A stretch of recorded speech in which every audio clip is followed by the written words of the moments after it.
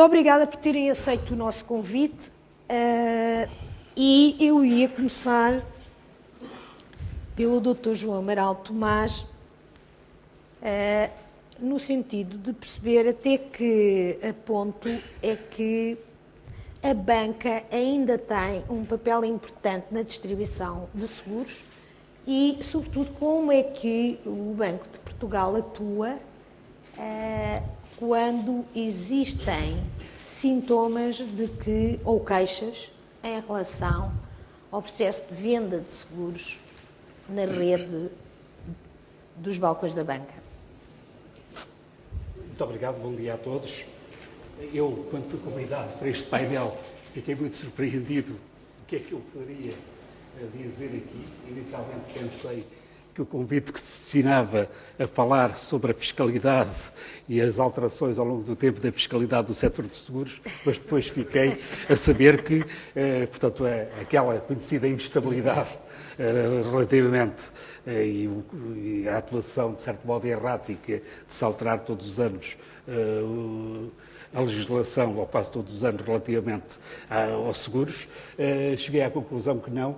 E, portanto, aproveito para tentar caracterizar, porque me parece que alguma discussão que anda sempre no ar prende-se com o facto de não haver um conhecimento profundo de como é que funciona a supervisão em Portugal. Aquilo que acontece é que nós temos um modelo em que as instituições que estão relacionadas com o mercado de retalho de produtos financeiros funciona basicamente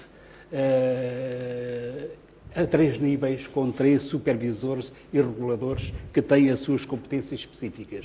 Portanto, a CMVM, a ASF, que era o antigo Instituto de Seguros de Portugal, e o Banco de Portugal. Aquilo que acontece é que temos esta solução tripartida e com soluções tripartidas é necessário que haja uma definição clara de quais são as competências de cada uma das instituições. Eu iria falar um pouco sobre o que é que o Banco de Portugal faz. Doutor, não me faça aquela história clássica que é, pergunte-me o que quiser que eu respondo o que me apetecer. Não é isso. Não é isso. Não estou a fugir, à questão. Eu penso que é fundamental saber, efetivamente, quais são as competências de cada uma. A competência específica do Banco de Portugal em relação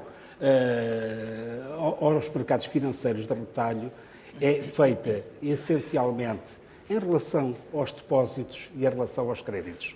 Depósitos à ordem e a prazo, com as diversas nuances que têm os depósitos a prazo, e depois o crédito à habitação, que é aquele que normalmente aparece mais discutido, o crédito ao consumo, o crédito às empresas e depois os meios de pagamento, que não iria aqui aprofundar. Como é que funciona, portanto, a questão é como é que funciona a articulação entre as 3 instituições. Por exemplo, no caso, se eu tiver uma queixa de seguros por causa e que tenha sido vendido no banco, eu vou fazer queixa ao Banco de Portugal, Sim, não é o que acontece? Aquilo que acontece é que existe um sistema de reclamações, que é o conhecido livro de reclamações, em que a pessoa escreve aquilo com que se confrontou na instituição de crédito, por exemplo.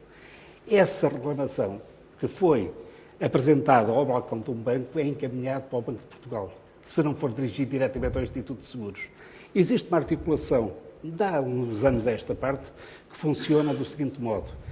Cada vez que o Banco de Portugal, e isto passa-se com todas as instituições, recebe uma reclamação que tem a ver com matéria da ASF agora, é encaminhada de imediato para a ASF e dá-se conhecimento ao reclamante que aquela reclamação que deu entrada no banco foi encaminhada para a entidade que tem competência regulatória e de controle daquela situação. Há uns anos atrás não era isso que se passava. Aquilo que acontecia é quando havia uma reclamação que era endereçada ao banco, quando devia ter sido endereçada à ASF, aquilo que acontecia é que aquela reclamação era rejeitada, fazia-se uma carta ao reclamante a dizer passo muito bem, nós não temos nada a ver com isto, e aquilo que se faz neste momento, e quando eu estou a dizer o Banco de Portugal faz, a CMVM faz, se for uma reclamação que apareça na CMVM ou na ASF, que tenha a ver com o assunto da competência do banco, Todos eles fazem a mesma coisa. Portanto, é uma questão de respeito também pelo cidadão e de respeito pelo reclamante, em vez de andar naquele ciclo infernal de isto não há nada connosco, passa muito bem. Portanto, em relação a isso, é essencialmente aquilo que se passa. Quando eu estava a dizer, e portanto eu não estava a querer fugir à pergunta, quando eu estava a dizer que era importante saber-se quem é competente em relação a quê, é porque tem havido, nos últimos tempos, algum debate em que não se compreende e não se tem essa noção de que há competências relativamente às emissões de produtos financeiros que são fora. Isto não é estar a sacudir a responsabilidade do banco para os outros parceiros, não é nada disso. Quando há reclamações que têm a ver com emissões de produtos, a competência é da CMVM. Como é que se faz, então, havendo esta... Ou da ASF, do ex-ISP. Como é que se coordenam as situações como todos estes casos e com esta situação tripartida? Há sempre o risco de haver zonas cinzentas. Claro. E há sempre o risco de haver situações de algum conflito. Essas situações tentam ser dirimidas a nível do CNSF, do Conselho Nacional de Supervisores Financeiros, em que os assuntos comuns são debatidos e tenta-se arranjar uma solução. Portanto, podemos dizer que há competências específicas de cada uma das instituições. Existe um sistema que visa não penalizar ainda mais o cidadão que está a reclamar. Normalmente, quando reclama, tem alguma razão. Pode não ter a razão toda, mas tem alguma razão, porque ninguém... Só esse tema era motivo de um debate. O tema da supervisão e da interligação entre as diversas autoridades de supervisão. Fica aqui o desafio para fazermos um debate só sobre isso, com os 3 supervisores presentes. Talvez nós possamos promover mais o entendimento entre o Conselho Nacional de Supervisores. Como sabe, nós temos ouvido muitos os casos de falta de... Só sabemos, quer dizer, casa roubada, trancas à porta, não é? Só que quando a casa é roubada é que nós percebemos, entre aspas, não é? É que nós percebemos que a coordenação, por vezes, não é fácil. Eu ia passar, íamos tentar concentrar-nos na área mais dos seguros e ia falar com o Dr. Pedro Seixas Val e fazia-lhe uma pergunta completamente aberta, que é os grandes desafios que enfrentam o setor segurador agora com a Solvência 2. Já vemos que há desafios em várias frentes. Qual era um ou 2 desafios que, com a experiência que tem, o conhecimento que tem do setor, elege como os mais importantes? Bom dia, muito obrigado pelo convite.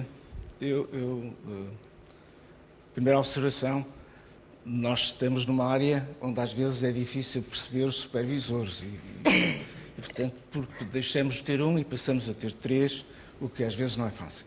Respondendo diretamente à sua questão, referir o seguinte, o setor segurador, quer português, quer internacional, ou naturalmente português com algumas especificidades, tem 2 ou 3 grandes desafios, um deles a Solvência 2, mas também o ambiente macroeconómico não é favorável, as taxas de juros muito baixas estão a causar gravíssimos problemas na gestão das poupanças e dos produtos que as seguradoras venderam. E existe naturalmente a Solvência 2, que, do meu ponto de vista, é um modelo muito mais correto, muito mais avançado, muito mais rigoroso de medir os riscos no setor segurador.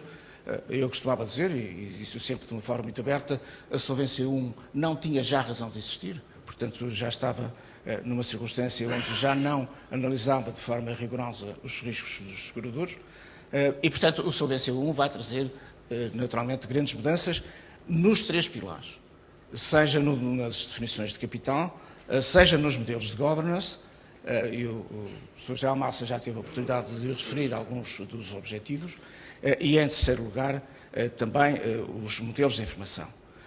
Chama a atenção também, no caso português, de 2 aspectos que eu penso que são muito importantes. O primeiro, está a haver uma mudança significativa no mercado de oferta do setor segurador. Portanto, a ligação entre bancos e seguros está, por razões das 2 partes, a assumir formas diferentes.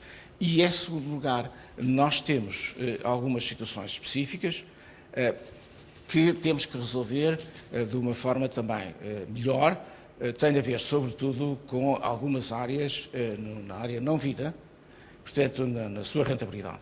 E, portanto, Mas está-se a referir em que segmentos da área não vida? sobretudo na área dos acidentes de trabalho. Não tens um problema para resolver na área dos acidentes de Já o trabalho. ano passado falámos disso, não houve grandes progressos. Só que é um problema que tem que ser resolvido no tempo, não é um problema que se possa ok. resolver de forma imediata.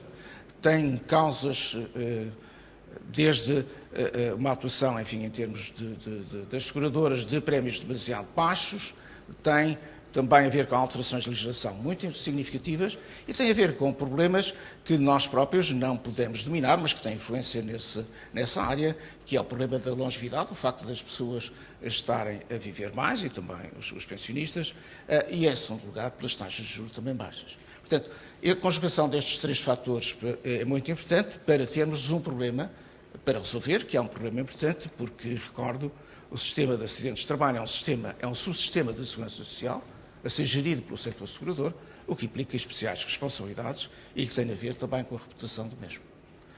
Só um elemento que me penso importante referir também, a propósito da reputação. Todo este momento criou condições para que a reputação do sistema segurador seja bastante positiva. A imagem do setor segurador nacional e internacionalmente tem realmente melhorado e isso é um Melhorou aspecto... graças ao facto de ter piorado a da banca. mas também por virtude própria. O modelo de negócio... Lembra-se que o setor segurador tinha uma imagem que não era muito positiva. Não, essa é a opinião à partida que toda a gente tem. Deixe-me só dizer-lhe que, enfim, os indicadores que nós temos, hoje em dia, e em 14 ou 15 atividades principais da sociedade, da parte económica, portanto, as atividades económicas, o setor segurador é o terceiro, e se quiser os dois primeiros são a mesma atividade comercial que é o gás. Portanto, a imagem que os clientes têm, que a sociedade tem sobre o setor segurador é muito mais positiva do que o preconceito ou preconceito que se tem sobre o setor. Muito interessante. Doutor, vamos à parte de distribuição. Sim. Parece que... Se a distribuição, deixa-me, eventualmente... Estava a tentar passar. Exato. Estava a tentar passar, doutor. Mas bem. fazemos depois uma segunda ronda. Vamos ouvir primeiro os... Aqui parece mal dizer lobby do setor, mas eu vou dizer. Aqui, em Portugal. Vamos transportar para Bruxelas e dizer. Exatamente, Ok. exatamente. Preparam-se alterações na área da mediação.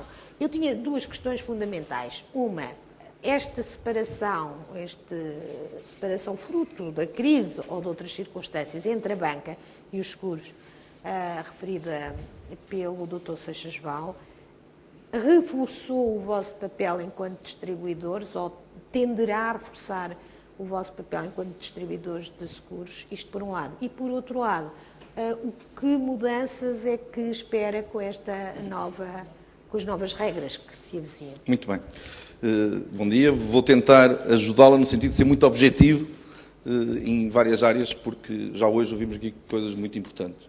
Desde logo, felicitar o professor José Almasa, porque na intervenção dele inicial tocou em 3 ou 4 aspectos fundamentais e que eu vou tomar a liberdade de os alavancar, porque acho que realmente são os aspectos principais. Primeiro, a redenominação da diretiva para distribuição é uma evolução muito grande. Nós temos feito muito trabalho, não só com o regulador, também com a EOPA, com os representantes da EOPA, ao nível do BIPAR, também em Bruxelas, porque uma das questões que a mediação profissional, tal como é conhecida até hoje, tem lutado é para utilizarem todos os atores que possam vender seguros armas idênticas. E não é isso que muitas das vezes se tem verificado até aqui. E esta redenominação para a diretiva da distribuição, acho que estão criadas as condições para todos termos armas idênticas e todos sermos supervisionados da mesma forma. Alguns exemplos concretos sobre coisas que também foram referidas aqui hoje. Os bancos podem ter várias figuras no âmbito da lei da mediação. Podem ser agentes ligados, podem ser agentes de seguros, existem estas várias situações. Eu convidava o Sr. Administrador do Banco de Portugal a revisitar só um tema relacionado com as reclamações, é que o banco devia ter livro de reclamações sobre o tema de seguros. E a legislação, enquanto agente de seguros, obriga-o a tal. E, portanto, é uma questão para a proteção do Mas já consumidor. viu aí, cai-se na tal fronteira. A quem cabe exigir aos bancos que não? Não, os bancos, se quiserem desenvolver uma atividade conexa, em cross-selling, poderem ter liberdade para o fazer, mas respeitar as regras da distribuição de seguros. 2 casos também concretos para verificar o quanto, se não formos muito eficazes nesta regulamentação, podemos cair em situações que depois, mais tarde, vamos ter que andar a compor. Proteção de dados. Quando um determinado consumidor adquire o seu seguro, seja num mediador, seja noutro canal, numa determinada companhia de seguros, faz o seu pagamento por domiciliação bancária e, na prazo de pagamento, cai no banco a domiciliação bancária. É legítimo que o banco que está a fazer o pagamento desse seguro utilize essa informação privilegiada para imediatamente fazer uma campanha de outbound para vender um seguro a um preço mais barato? Nós achamos que não. Estamos a preparar uma consulta à Comissão Nacional de Proteção de Dados para que se pronuncie sobre se existe legitimidade sobre a utilização destes dados, que são da companhia de seguros onde o cliente tem o seguro e são do cliente, e nunca de quem tem que exercer o papel de pagamento. Segunda questão, também muitíssimo importante, que é a legitimidade para fazer venda que, vou utilizar a palavra, forçada. Ou seja, é legítimo, num processo de venda de produtos bancários, nomeadamente num crédito, que naquele momento de venda se faça o cross-selling, porque nós, naturalmente, está autorizado para vender seguros, pode fazer um seguro, um crédito de habitação, com um seguro de vida, com um seguro automóvel, com qualquer outro tipo de seguro. Agora, é legítimo que o cliente tenha que ficar preso a esse contrato a vida inteira, sob pena de sofrer penalizações sobre o custo do crédito? Nós achamos que não e estamos a combater nesse sentido. E aqui reforçava também um aspecto que o professor José Almassa referiu e que é uma bandeira importante. É necessário que, se a banca quiser vender produtos não vida, tenha formação, esteja preparado para explicar os seguros não vida. Nós temos um estudo realizado de mercado que nos diz que o cliente, quando compra um seguro de automóvel multirriscos no banco, é induzido a comprar. As pessoas dos bancos, a justificação é que temos que cumprir objetivos e não a proteção no longo prazo dos seus bens ou da pessoa. Portanto, há aqui aspectos que, ao traduzirmos numa diretiva de distribuição, vamos trazer para todo este patamar todas estas questões. Alguns países, e França foi inovador nesse aspecto, já de 2014, o ministro, na altura, Hamon, lançou a lei Hamon. Em França as leis têm muito o nome dos ministros, não é? E tem uma particularidade que eu acho que nós devemos pugnar para a trazer para a legislação portuguesa, que é, reconhece perfeitamente que, num momento, um consumidor pode comprar um seguro num banco, é legítimo, até conexo com um determinado produto de crédito, mas ao fim da primeira anuidade, o cliente é livre de poder escolher o seu parceiro para esse seguro. E, inclusive, criaram uma lei de equivalências. Por exemplo, se eu quiser substituir o seguro de vida do banco, eu tenho um conjunto de produtos de outras companhias de seguros que são equivalentes e que o banco tem que aceitar caso o cliente queira transformar. Na sua opinião, os bancos deviam ser proibidos de vender seguros? Assim, isso é uma tentativa populista. Eu não vou por tentativas populistas. Eu diria, se houver regulamentação, existem todos os atores, todas as atividades podem vender seguros. Agora, o que nós pugnamos não é trazer o primado da mediação como o único ator que possa vender seguros. Não. Vamos pugnar para que quem esteja na atividade de venda de seguros cumpra as mesmas regras, tenha os mesmos níveis de preparação. As regras devem ser iguais para todos. Exatamente. Muito bem. Isso significa que também as regras terão de ser iguais para os CTT. Considera, porque estamos a falar dos bancos, mas também os CTT também vendem seguros. Considera que e uma das questões que lhe ia colocar está relacionada com alguns contratos de exclusividade que os CTT têm na área vida e na área não vida. Há alguma racionalidade que possamos encontrar na exclusividade? Primeiro, bom dia a todos. Agradecer em nome do CDD Correios de Portugal o convite que nos foi endereçado pelo Jornal de Negócios e em particular pela doutora Helena Garrido.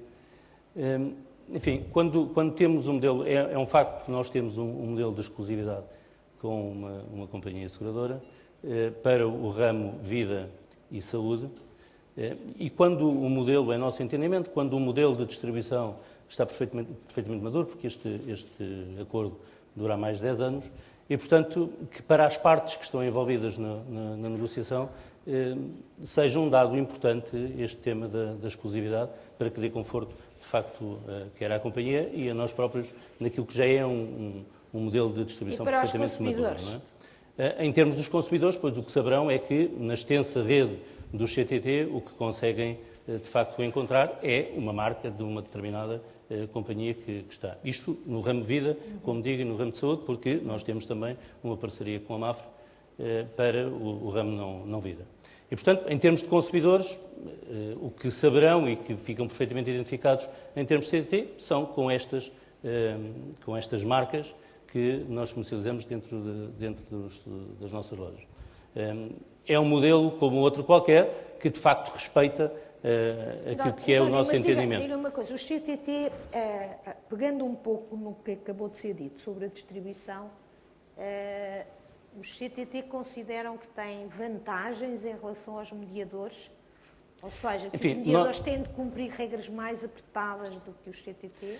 Os CTT são uma empresa com 500 anos e que se tem sempre habituado àquilo que são as alterações do mercado e àquilo que são as exigências do mercado e, portanto, estamos sempre disponíveis para, naturalmente, e porque a isso estamos obrigados, incorporar aquilo que são as regras e cumprir com aquilo que são as regras. A nossa grande vantagem, ainda que na rede de mediadores essa seja também muito extensa, mas enfim, temos de facto uma vantagem de estar muito próximo das populações, muito próximo das pessoas, pela vasta rede que temos de lojas e também o facto de nós termos uma relação muito humanizada com as pessoas e de grande sensibilidade com as pessoas, enfim, que permite despertar de alguma maneira aquilo que era uma preocupação, que é a venda forçada, não é? Portanto, também ao nível da formação, os CTT investem fortemente na formação e nestas matérias por maioria de razão, porque diríamos que seríamos aqui um outsider nestes painéis e, portanto, por maioria de razão, temos também a preocupação fortíssima com a formação. Mas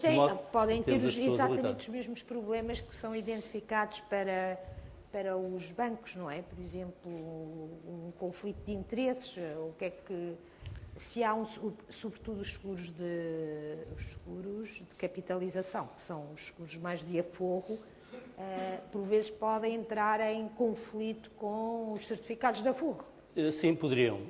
A verdade é que nós optamos por ter uma oferta e apresentar a oferta ao cliente. E, portanto, a decisão estará, de facto, com o cliente, sendo verdade que, entre uns produtos e outros, há vantagens e desvantagens uns porque são o prazo, outros porque são a taxa, e, portanto, enfim, dentro daquilo que são identificadas as necessidades do cliente, pois nós procuramos, dentro do portfólio que temos, seja ele segurador, seja ele, de facto, de dívida pública, fazer a colocação.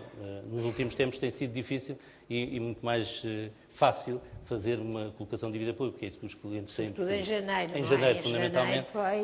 Como agora sabemos. já podem e, portanto, começar a agora vender estamos seguros. novamente alinhados com a venda de seguros. Estas alterações que se preparam com a diretiva de distribuição, estão confortáveis com elas? Já estão a preparar-se? Uma das matérias que vejo fortemente visada tem a ver com a necessidade das pessoas terem muita formação e, portanto, de facto, sim, nós estamos muito preparados para reforçar aquilo que são as condições de formação das nossas pessoas e nos adequarmos, tal como digo, porque a nossa história apresenta isso mesmo, não é? A capacidade que temos de nos adequar a novas realidades e também a capacidade que temos de diversificar aquilo que é o nosso portfólio de produtos. Não é? Muito bem, muito obrigada.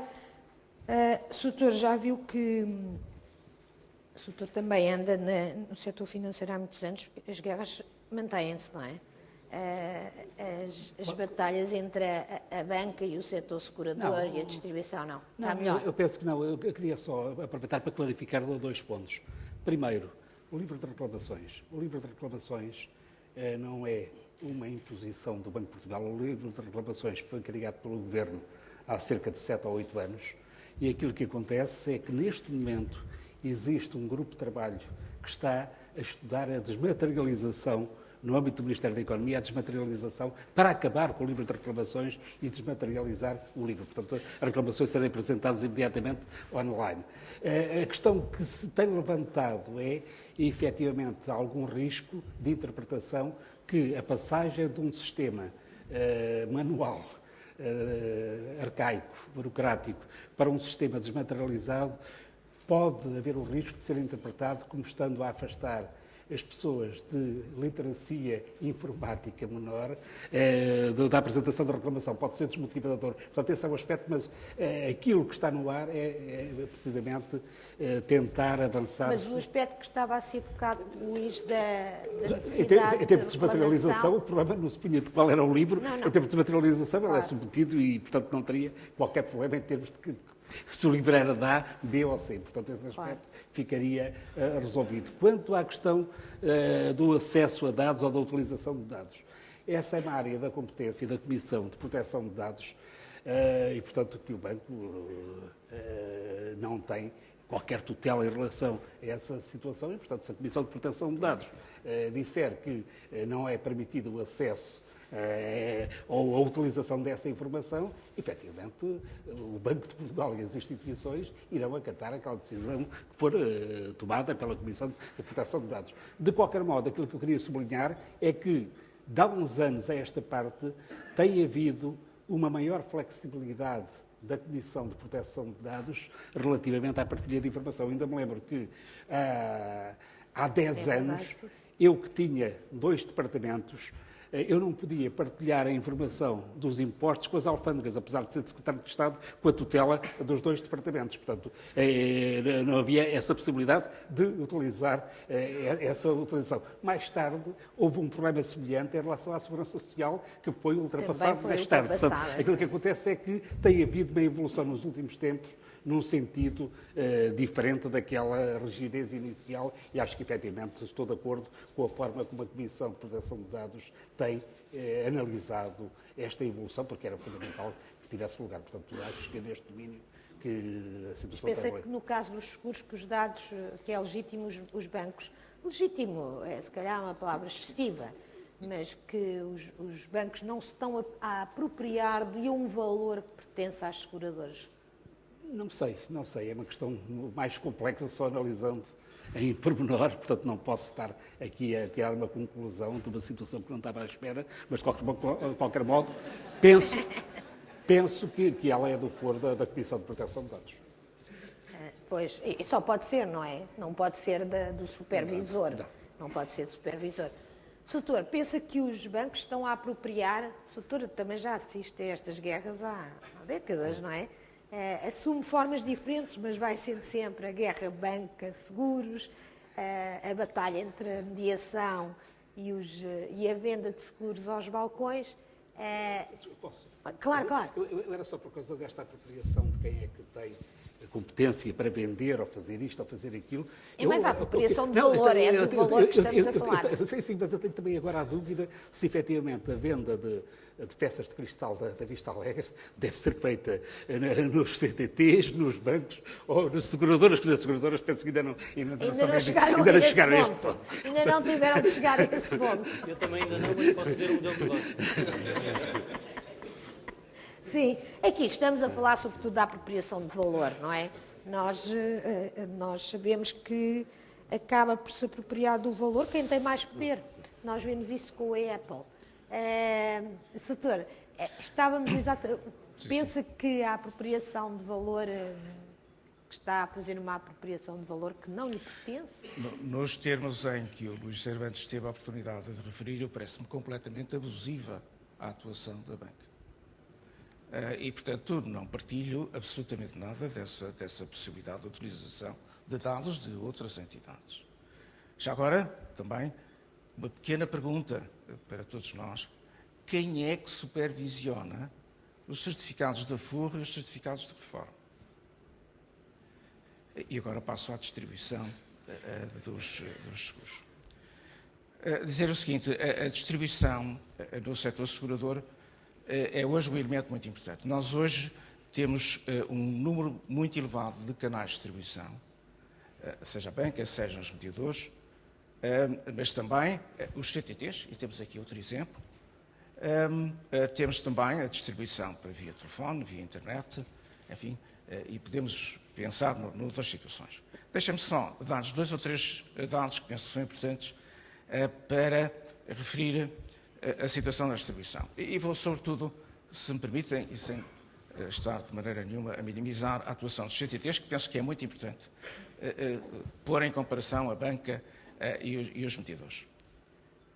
Em termos de volume de prémios, os bancos são responsáveis pela captação de 60% dos prémios e os mediadores 40%. Em termos de remuneração, os bancos recebem cerca de 40% das remunerações e os mediadores 60%. E em termos de resultados, os bancos nos últimos anos têm, portanto, e as carteiras dos bancos têm contribuído para 80% dos resultados do setor e os mediadores para cerca de 20%. A primeira ideia que se tira desta análise destes números é simples.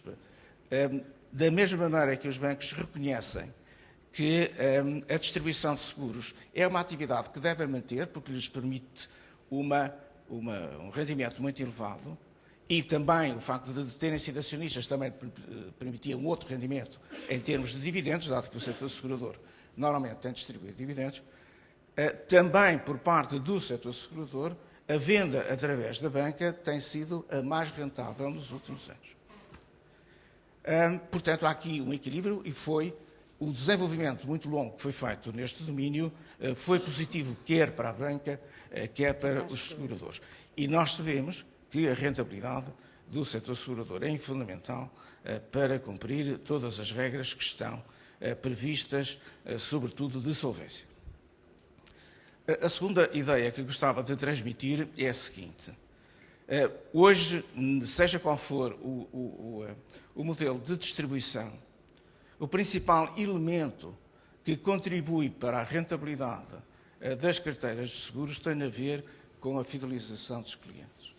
Este estudo, vou citá-lo, é um estudo feito até por uma seguradora que trabalha sobretudo com os mediadores, com a responsabilidade civil dos mediadores, foi feito em França, mas tem âmbito europeu. E esta é a primeira palavra-chave. Nos países mais maduros, a rentabilidade dos portfólios é fundamental ter uma fidelização dos clientes. E, portanto, é um elemento que é mensurável. Para terem uma ideia, um ponto de aumento de fidelização aumenta o resultado dessa carteira entre 1,5% a 1,85%, o que é muito importante. Essa fidelização é maior se o cliente tiver um maior número de seguros, portanto, tiver uma carteira maior, e é, sobretudo, muito elevada a partir de 3 seguros, portanto, não ter apenas um, mas ter 3. E, em terceiro lugar, o valor acrescentado por uma carteira que tem um nível de fidelização elevado, faz com que, entre 1 a 5 anos de manutenção numa carteira, o valor acrescentado para o segurador e também, naturalmente, para o mediador, pode variar entre 1 a 3, isto é, aumenta 200% se tiver essa característica. Portanto, o fundamental deste momento é, perante este paradigma que acabei de referir, ver como é que nós devemos gerir os diferentes canais de distribuição. Portanto, há naturalmente que ter atenção à evolução em termos de vendas, a sua capacidade e o seu dinamismo para progredir em termos de volume de vendas.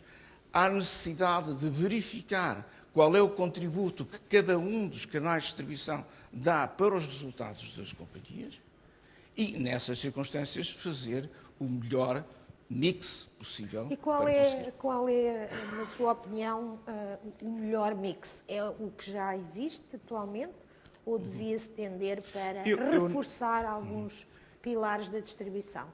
Eu acho que as companhias portuguesas evoluíram bastante positivamente nesse domínio. Como disse, portanto, além dos medidores, além... Por exemplo, hoje em dia, muitos supermercados vendem produtos seguros. A rede de seguros é a rede de maior capilaridade de vendas em Portugal. São 135 a 40 mil pontos de venda. Não há nenhuma outra atividade que tenha esta capilaridade.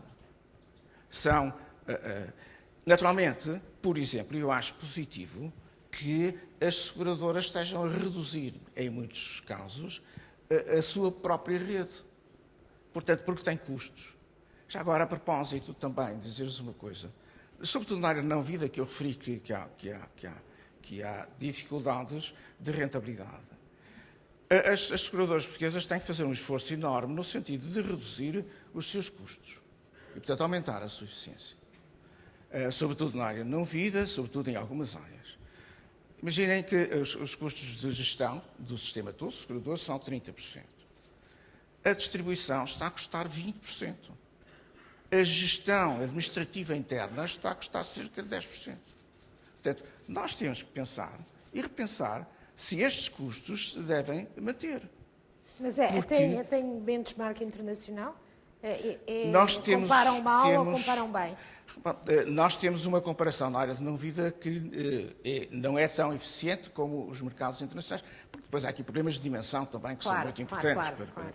Mas, enfim, mas isso não inibe que não se possa fazer um esforço. Há companhias portuguesas que têm níveis de eficiência elevadíssimos na área de não-vida. Mas há outras que têm menos. Portanto, há aqui um esforço que temos de fazer.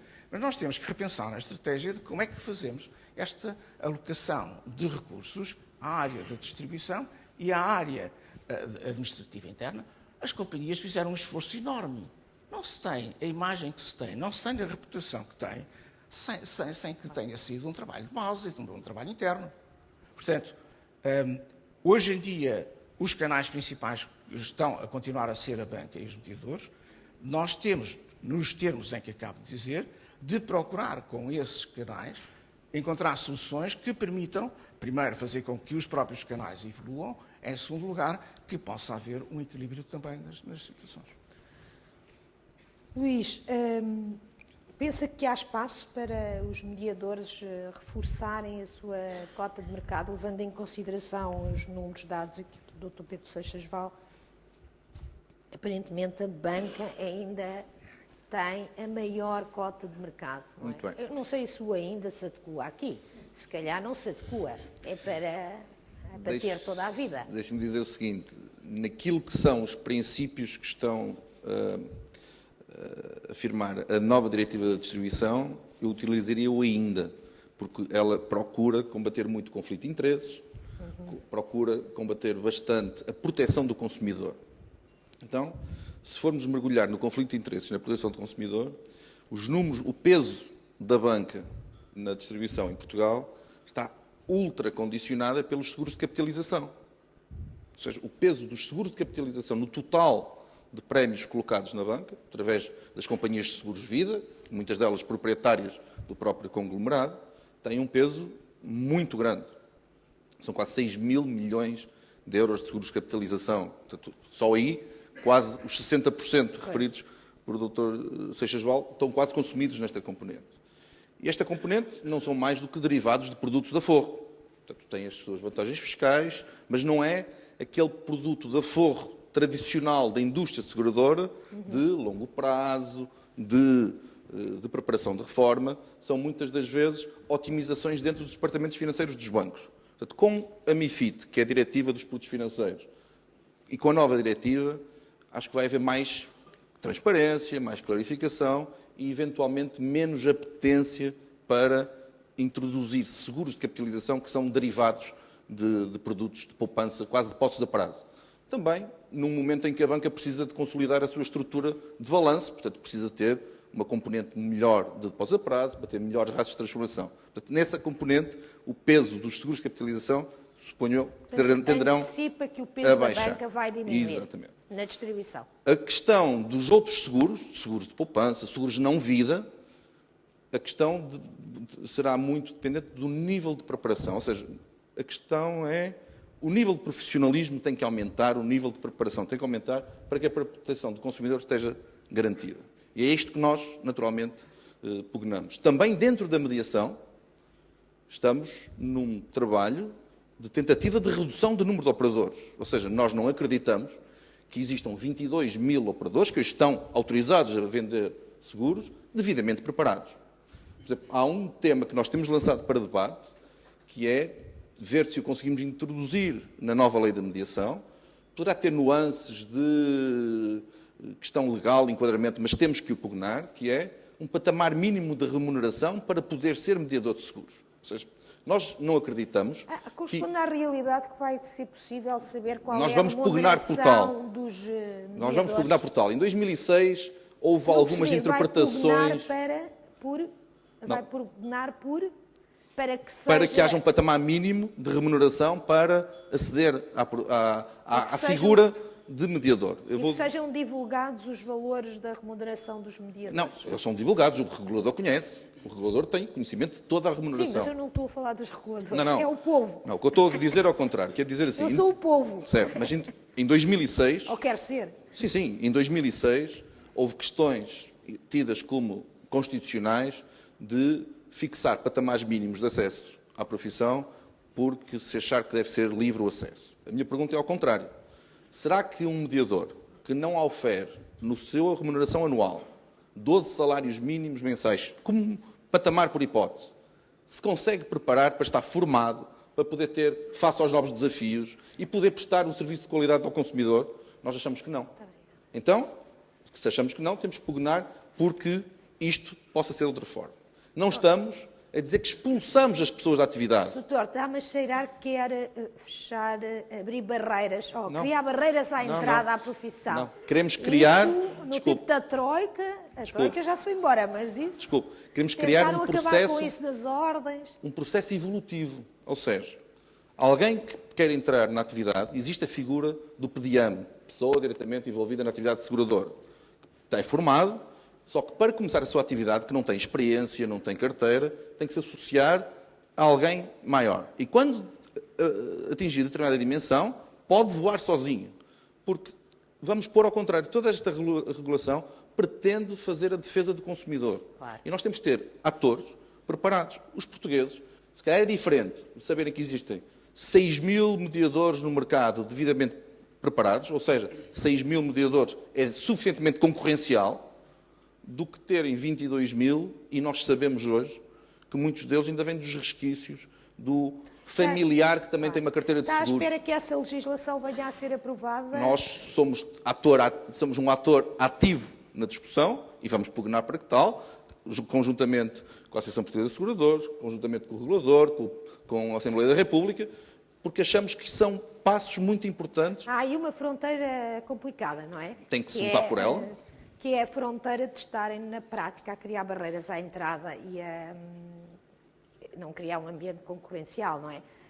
Não sei. Eu iria depois voltar a este tema com o Dr. Seixas Val. António, preocupa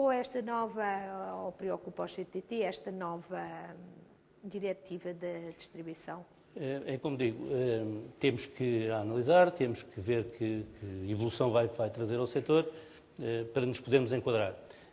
Até Para aqui... já, deixe-me interrompê-lo. Tem sorte porque os mediadores não estão a criticar o CTT. É a banca, é a O banca. CTT é um agente e cumpre as regras. Portanto, Exato.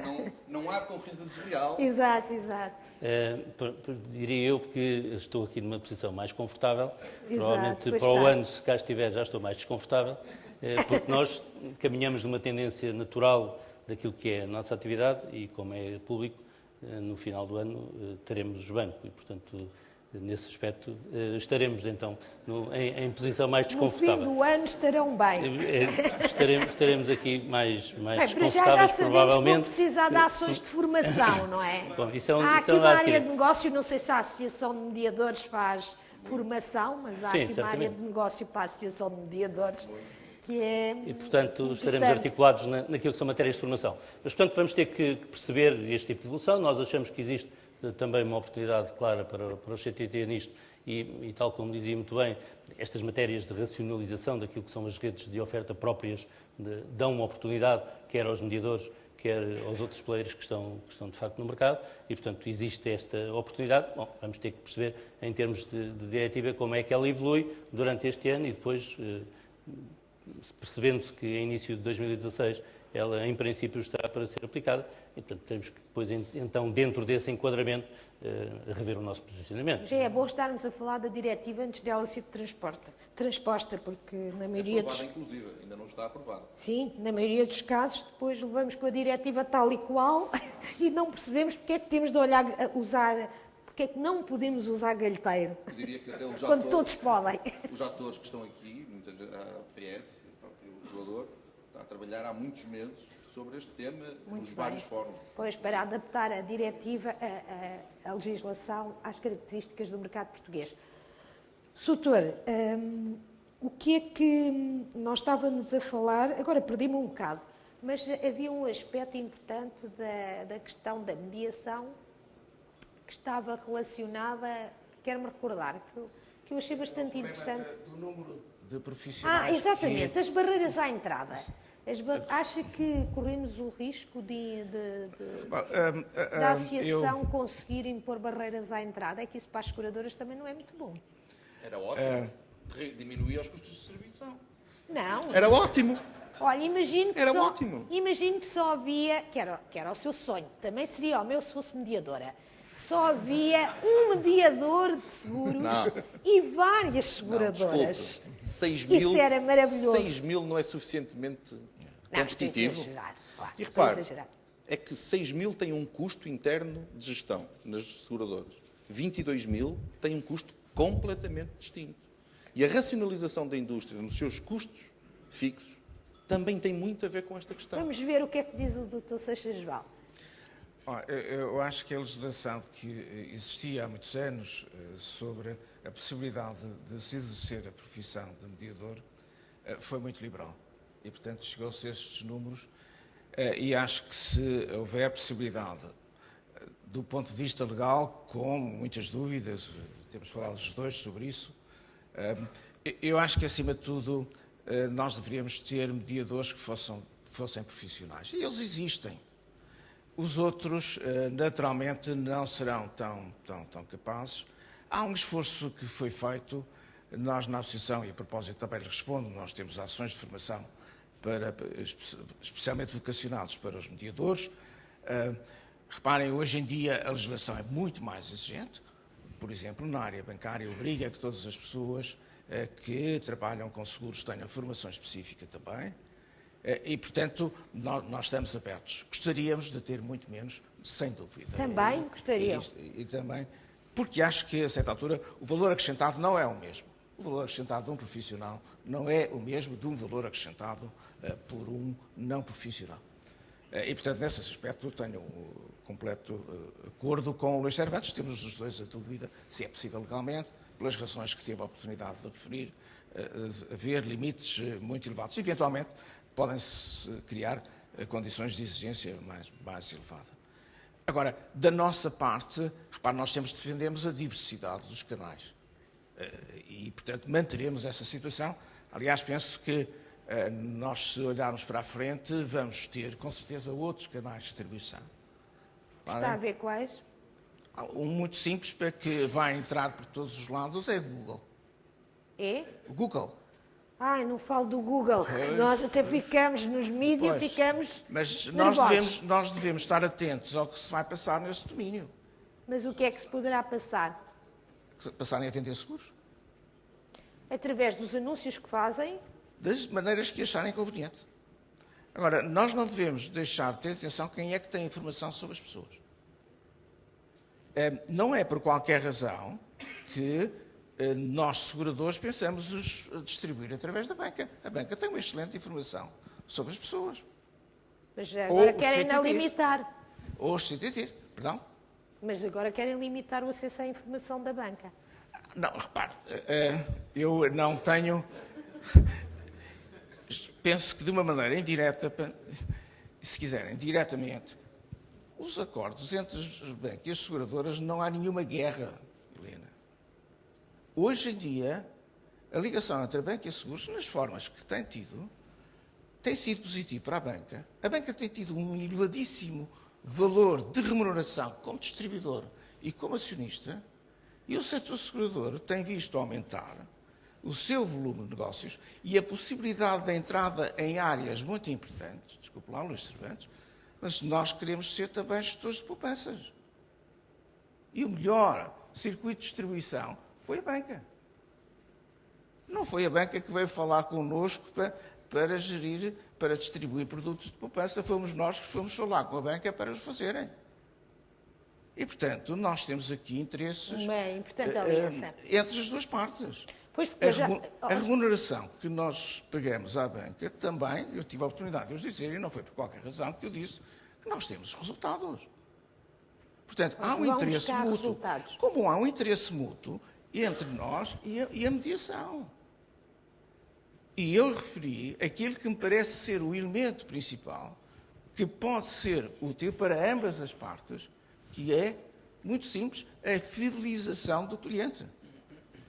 A fidelização do cliente torna o processo mais rentável e com maior capacidade de serviço sucesso pós-venda a prazo. também, não é? O Exatamente. serviço pós-venda. Portanto, esse é que deve ser o elemento principal quando nos leva a escolher. Se eu sei que é melhor para o distribuidor e para o segurador, o que é melhor é ter um cliente fiel, é ter um cliente que tem vários seguros, é isso que eu tenho que trabalhar. Muito bem. Já tivemos aqui um painel muito interessante. Abrimos aqui vários temas. Eu propunha que para o ano falássemos dos novos distribuidores, porque está preocupado com a banca, mas quando a Google e o Facebook e o Twitter atacarem, é que nós vamos ver com quem devemos estar preocupados. Só dar-lhe uma nota.